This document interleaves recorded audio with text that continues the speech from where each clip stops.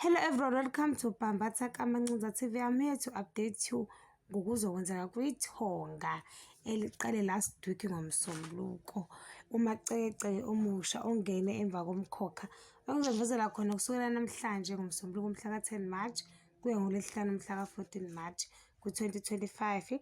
Ngomsombuluko umhla ka-10 March ku-2025, uBanele and Sanele are rushed to hospital where their twin lives hang in the balance. NgoLwesibili mhla ka-11 March 2025, uZama received utterly crushing news that rendered her effort to win over her father not, while Pablo himself fears dealing with the ramifications of his action. NgoLwesithathu mhla ka-12 March 2025, uPablo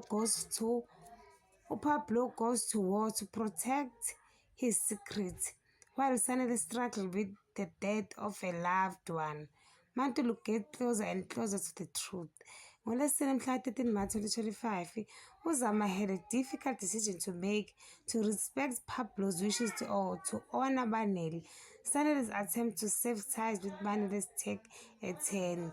NgoLwesihlanu mhla ka-14 March 2025, Mantuli finds out about Banele's secret life. The puzzle pieces are finally together. Sanele grapples with his grief, but an extraordinary encounter forced him to question his destiny.